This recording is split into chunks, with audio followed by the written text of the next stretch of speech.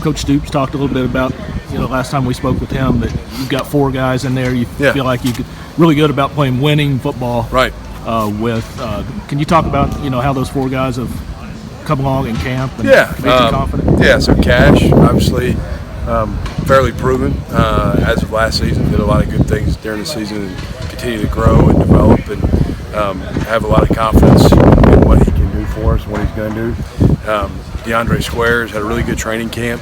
He's been very consistent in the right spots, really good communicator, very knowledgeable, really good instinctive player, and has done a lot of really good things this training camp. Chris Oates, really long, impressive dude. Just need to keep him going and keep progressing, but he's done some great things. He makes some plays with length and athleticism at times that just open your eyes and make you think, wow, how'd he do that? He's still really coming on just from a technique standpoint, but as an athlete, is a very impressive football player and makes a lot of plays that a lot of guys can't make, because he's got a unique skill set physically. And then Jamin Davis is had a really good spring, has done some good things this training camp. Just a matter of him continuing to develop and grow and see it under the lights, see him step up and take that step forward to being more of an every down type player and more of a consistent producer. Davis has kind of waited for his opportunity. He's been in the program a little while. What have you seen? Where has he grown the most here in the I think probably just knowledge and understanding of the defense. College football, inside linebacker, middle of the defense, there's a lot of things going on from a communication standpoint, an alignment standpoint, those sort of things. And I think he has really grown, and sometimes it takes time.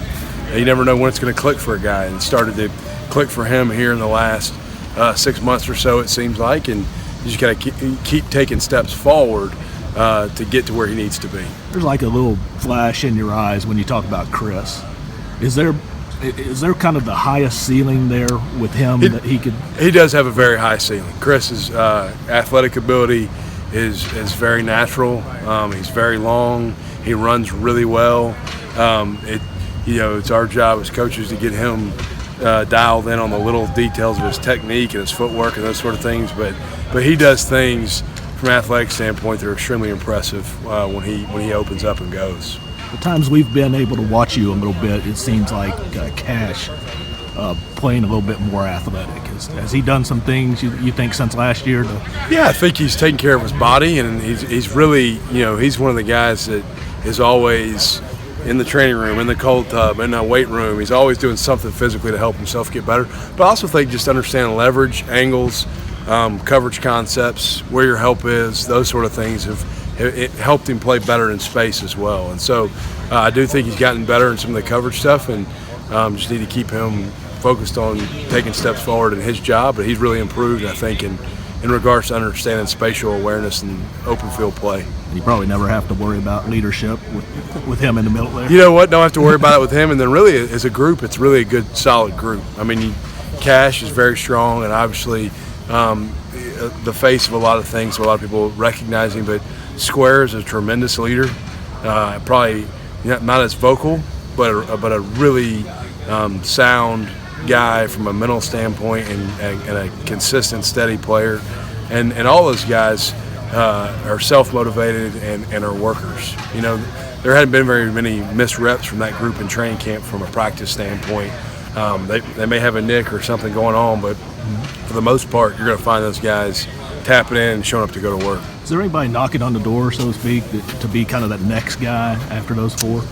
It's to be determined. We got, we're working through that, but right now those are the top 4, and not comfortable to say there is a next guy yet, but it would probably be Trey Wilkins as of today, but still need to see more for him to know that he's going to be the guy in line.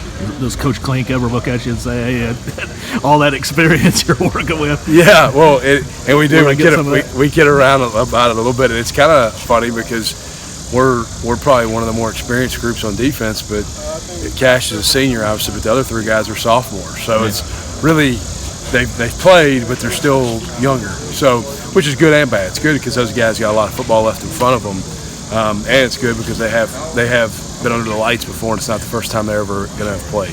I think I stepped in when you were talking with someone earlier. how strong you are inside on the line. Does that Yes. make your guys' job even easier? Yeah, we're able to play off those guys a little bit. You know, when they do their job really well, it makes our job a lot easier. And the best friend of a linebacker is a front in front of them that controls the line of scrimmage and keeps the box clean for them and is able to keep blockers off of them and let them play. And so those guys do a magnificent job. You know, Coach LeBlanc and those D-line guys, they're really a handful for any front we're going to play. And so they make our job just a little bit easier in regards to hitting our fits and finding seams to go run through. They got to love seeing 95 Yeah.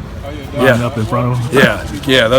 He's a good looking guy to have right in front of you, taking up some space. So we got a lot of good guys in the front that are going to do a really good job of helping protect those backers. All right.